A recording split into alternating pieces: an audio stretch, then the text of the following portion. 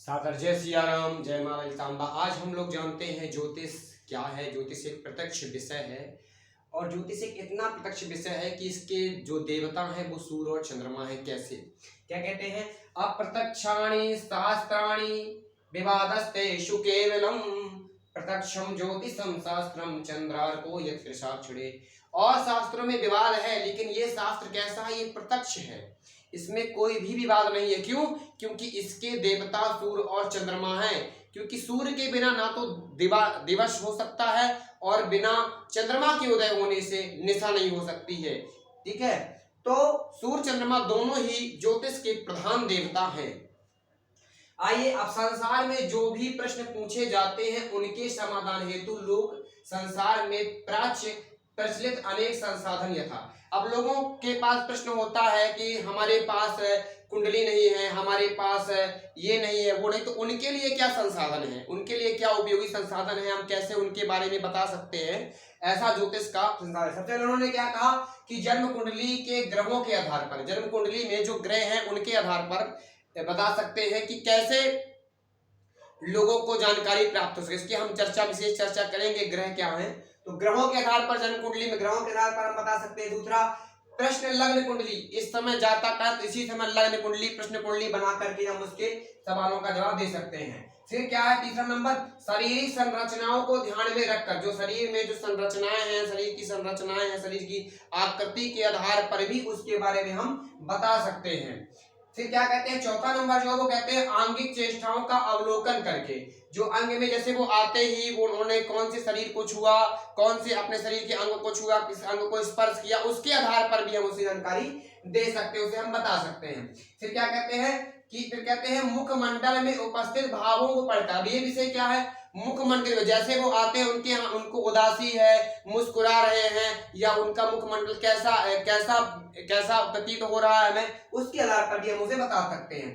फिर छठवें नंबर पे कौन है, हाथ की रेखाओं को पढ़कर। ये जो है मोस्ट है। क्यों? क्योंकि हाथ की रेखाओं का प्रचलन जो है बहुत पूर्व काल से है, तो इसे हम हस्त की रेखाओं के बारे में बता सकते हैं।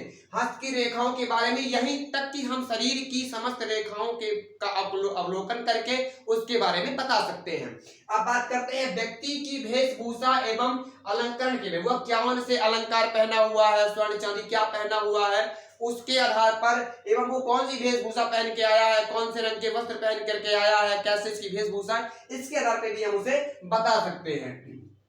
ठीक है, फिर क्या कहते हैं, व्यक्ति के स्वाभाविक चाल या गति से। अब व्यक्ति जो आ रहा है वो कौन सा पैर आगे रख रहा है, किस गति से आ रहा है, उसका स्वभाव क्या है, उसके स्वभाव की बोलने की शैली क्या है, उसके आधार पर भी हम उसके बारे में बता सकते हैं। ठीक है, क्या कहा उन्होंने, व्यक्ति की स्वाभाविक चाल के बारे में। फिर क्या कहते हैं, व्यक्ति की नाड़ी या गति को जानकर के। अब व्यक्ति की नाड़ी, कौन सी नाड़ी चल रही है, सुषुम्ना, जो 3 प्रकार की नाड़ियां हैं उनका भी परिचय बाद में बताया जाएगा।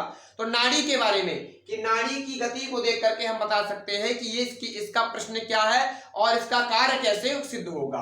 ठीक है, अब क्या कहते हैं, व्यक्ति के मुख से निकली हुई बात, अब वो आते ही क्या बोल रहा है, कौन से शब्द को बोला, कौन से अक्षरों का उसने उच्चारित किया, उसके आधार पर उसको काउंटिंग करके, उसको काउंसलिंग करके हम बता सकते हैं। ठीक है, तो यहाँ पर हम जानते हैं 10वें नंबर पे। अब जानते हैं 11वें नंबर पे क्या है, व्यक्ति के आवास एवं तद्गत वस्तुओं को देख करके। अब व्यक्ति का आवास कहाँ रहते हो भैया, ऐसी जगह पे हम रहते हैं, ऐसा हमारा परिवेश है वहां का, ऐसी वस्तुओं को मैं उपयोग करता हूं, तो उसके अनुसार भी हम उसे बता सकते हैं। ठीक है, कि आपकी ये गतिविधियां हैं, आपको ऐसे इसका लाभ प्राप्त होगा। ठीक है, वस्तुओं के आधार पर हम बता सकते हैं। और इसमें वास्तु शास्त्र भी संक्षिप्त में आ सकता है, कि वस्तुओं के द्वारा बता सकते हैं। वास्तु शास्त्र एक अलग है, अलग विषय है। ठीक है, तो हम फिर क्या कहते हैं, तात्कालिक शकुन या प्राकृतिक घटनाओं को देख करके। अब तात्कालिक शकुन आया, बिल्ली ने रास्ते काट दिया, या फिर हमारी दाईं आंख फड़क रही है, या फिर हमको ऐसे लोग मिले, ऐसे लोगों का हमसे मुठभेड़ हुई, या प्रकृति में ऐसी उन्माद उत्पन्न हुआ,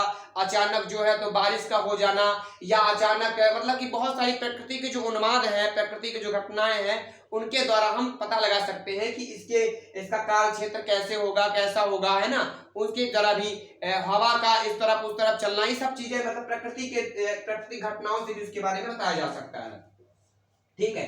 आप कहते हैं स्वयं के श्वास प्रश्वास एवं स्वर ज्ञान से। अब उसका स्वयं की श्वास कैसी चल रही है, उसका स्वर कौन सा चल रहा है, उसका दाहिना स्वर चल रहा है, बायां स्वर चल रहा है, कौन सा स्वर चल रहा है, ये भी बता सकते हैं। ये एक मोस्ट है, ठीक है, ये एक मोस्ट है, क्योंकि इसके जरिए भी हम बहुत ज्यादा लोग बताते हैं, ठीक है।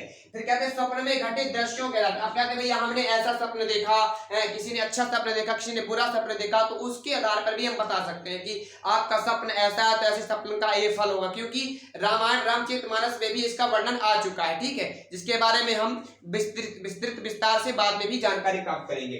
फिर कहते हैं सहज अनुभूत और अंतर ज्ञान से। अब उसको स्वयं ही अनुभूति हो रही है कि हाँ मेरे साथ ऐसी प्रतिक्रिया हो गई। कभी भी ऐसा होता है कि कोई जो मरने वाला व्यक्ति होता है उसको पहले से अनुभूति हो जाती है कि हाँ मैं इतने दिवस में मर जाऊंगा, या किसी को अनुभूति हो जाती है कि हाँ मुझे ऐसा लग रहा था कि ऐसे हो जाएगा, या कभी कभी ऐसा होता व्यक्ति कह देता कि अरे वो ऐसा होगा ना, ये ऐसा ही है, तो क्या कहते हैं ये स्वयं अनुभूति एक प्रकार से हो जाती है, इसे गॉड गिफ्टेड भी कह सकते हैं। तो ज्योतिष के अनेकों भेद हैं और ज्योतिष के अनेकों विधाओं के द्वारा हम लोगों को बता सकते हैं, लोगों को जानकारी दे सकते हैं। बने रहिए माँ ललितांबा ज्योतिष में। आप लोगों का बहुत बहुत धन्यवाद। जय श्री राम, जय माँ ललितांबा।